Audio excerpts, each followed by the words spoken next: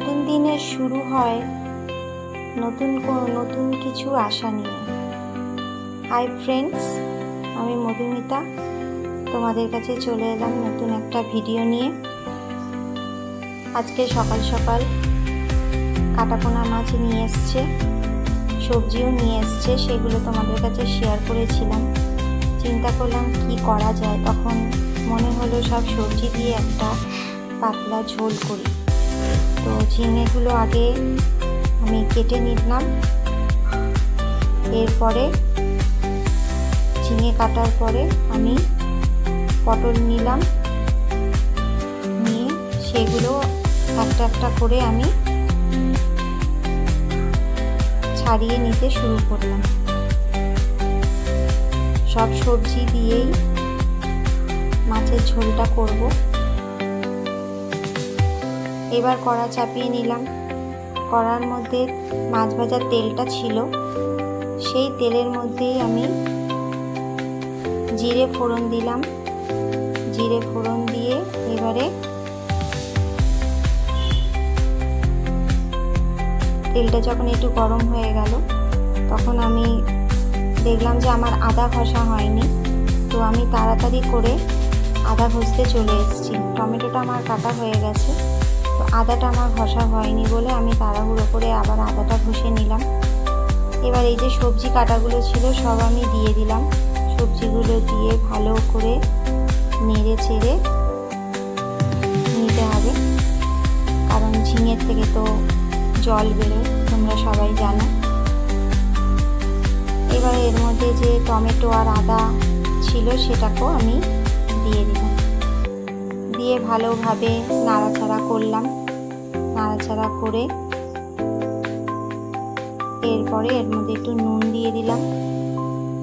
আর নুন দিলে তোমরা তো জানোই এখানটা ঝিঙেটার থেকে জল তো বেরোবেই, তো নুন দিয়ে একটুখানি আমি নাড়াচাড়া করব। করে বাইরে খুব বৃষ্টি পড়ছিল, আমি বারান্দায় চলে এলাম একটু বৃষ্টি দেখতে। আমার বৃষ্টি দেখতে তো খুব ভালো লাগে।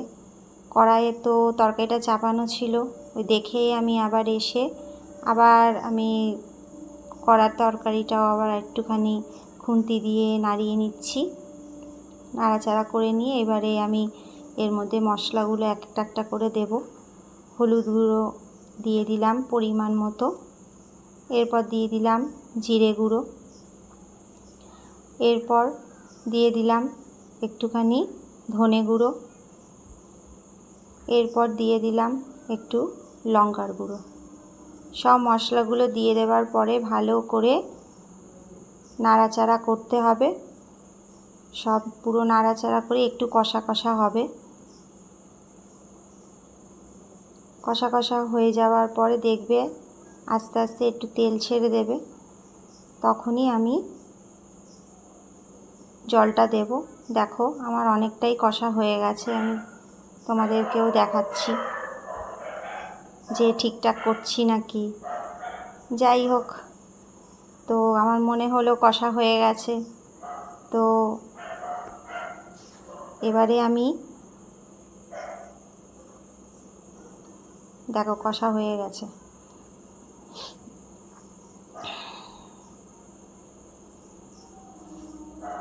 পুরো রেডি আমার। এবারে আমি জলটা দিয়ে দেবো। জল দিয়ে দেওয়ার পরে ঝোলটা তো ফুটবে, তোমরা জানো। এবার এটার জন্য আমাকে কি করতে হবে ভাবলাম, একটা লেবু ছিঁড়ে নিয়ে আসি। খুব বৃষ্টি পড়ছে, ছাতা নিয়ে বেরিয়ে পড়েছি। এবারে নিচে গেছি আমাদের বাগানে, নিচের বাগান ঠিক না, নিচে আছে লেবু গাছ, তো আমি নিচে নেমে গেছি ছাতা মাথায় দিয়ে। খুব বৃষ্টি পড়ছিল, সেজন্য আমি নিচে নেমে গেছি ছাতা মাথায় দিয়ে, যে একটা লেবু নিয়ে আসি, মাছের ঝোলের সাথে ভালো লাগবে। দেখো আমাদের কত লেবু হয়েছে, আমাদের এই গাছটাতে প্রচুর লেবু হয়েছে। তো আমরা তুলি না, যখন খেতে ইচ্ছে করে তখন একটা একটা করে তুলি।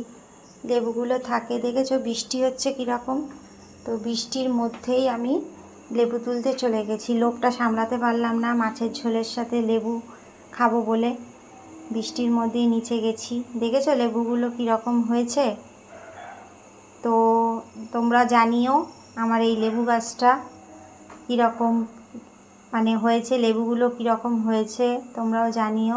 এই দেখো প্রচুর লেবু হয়েছে, প্রচুর।